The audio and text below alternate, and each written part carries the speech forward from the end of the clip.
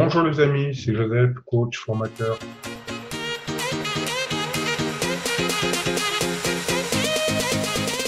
Aujourd'hui, je voudrais faire une deuxième partie. La semaine dernière, on a abordé les trois profils, le réfractaire, le campeur et l'alpiniste. Ce que je vous propose, c'est d'aller un peu plus loin. Donc, pour les personnes qui n'ont pas vu cette vidéo, je vous propose de faire une pause sur la vidéo, de regarder la vidéo précédente, puis de revenir. Le premier profil, c'est les personnes qui sont réfractaires. Et ces réfractaires ne veulent pas changer. Vous avez ensuite une deuxième attitude, c'est celui de la personne qui dit « Ok, moi je suis prêt à monter cette montagne ». Et là, c'est ce qu'on appelle les campeurs. Après, vous avez un troisième profil, ou attitude face au changement, c'est les alpinistes. Eux, ils veulent monter. Une fois qu'ils arrivent, ils arrivent au milieu. Ils veulent arriver jusqu'au sommet. Vous avez déjà vu la vidéo précédente. Donc, on a parlé de ces trois profils. Donc, maintenant, on va l'affiner. Et donc, ce qui est important, c'est de savoir qu'on a 5 domaines de vie. D'accord? Ça veut dire 5 registres dans notre vie. Le premier, c'est l'épanouissement personnel. Ensuite, vous avez le deuxième, c'est la notion de couple. Le troisième, c'est tout ce qui concerne la famille. Donc, la famille, c'est les enfants, les gens avec qui vous habitez dans le même toit. D'accord? Ensuite, vous avez un quatrième niveau qui, là, concerne plus le travail, tout ce qui concerne les relations professionnelles.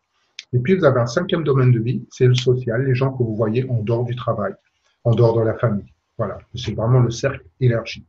Donc, vous voyez, c'est un cercle qui s'agrandit de plus en plus et qui amène de plus en plus de personnes différentes. Donc, maintenant, ce qu'on va faire, les trois profils que nous avons vus, ben, vous allez les mixer avec les 5 domaines de vie. Donc, je vous donne un exemple concret. Par exemple, je suis quelqu'un de réfractaire sur le plan de l'épanouissement personnel. Il y a peu de chances que ça vous arrive, sinon vous ne regarderez pas des vidéos sur le développement personnel. Donc on va imaginer que vous êtes plutôt quelqu'un de campeur ou plutôt alpiniste. On va prendre mon cas, ce sera plus simple. Moi, par exemple, je serais plus un alpiniste sur le plan du développement personnel.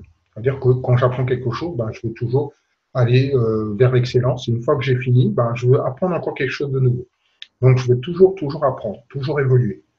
Donc ça, c'est comme ça que je suis sur le plan de mon épanouissement personnel. Maintenant, sur la notion de couple, ben, je suis quelqu'un, ben, quand je suis en couple, j'aime bien que ça se passe de manière cool. Une fois que j'ai atteint un certain niveau, ben, je suis bien dans la notion de campeur. Voilà. Ou peut-être, je suis pour les changements, mais pas trop de changements. Voilà. Donc ça, c'est le campeur. Et donc, ce serait au niveau du couple. Moi, je suis plutôt campeur, c'est-à-dire une fois que je suis arrivé dans une zone de confort, ben, j'aime bien la cultiver. Ensuite, vous avez le troisième niveau. Là, c'est la famille. Avec la famille, ben, j'aime les changements. J'aime faire pas mal de choses. Par exemple, avec mes enfants, avec mon conjoint. Voilà. Le but, c'est vraiment de ne pas s'ennuyer. Et après, vous allez avoir le plan professionnel. Ben, sur le plan professionnel, ben, je suis quelqu'un qui aime aussi les changements. J'aime pas faire les choses dans la routine. Une fois que j'ai assimilé quelque chose, ben, il faut que je fasse autre chose, sinon je vais m'ennuyer. Voilà. Et donc, je serai plus alpiniste sur le plan professionnel. Après, sur le plan social, ben, j'aime bien rencontrer de nouvelles personnes, échanger. Et donc, je serai aussi un alpiniste. Voilà. Et donc, on voit que dans les 5 domaines, ben, je vais avoir des comportements différents. Et l'ensemble va peut-être dire, ben, je suis plus quelqu'un qui a une composante alpiniste avec un peu de campeur. Mais je ne suis pas réfractaire parce que j'aime bouger, j'aime les challenges. Maintenant, il y a des gens qui peuvent être réfractaires dans plusieurs domaines ou bien être campeur dans plusieurs domaines ou être alpiniste dans plusieurs domaines. Et donc, ce qui est intéressant, c'est de savoir vous, ben, faites-le sur ces 5 domaines et regardez comment vous êtes. Pourquoi c'est important?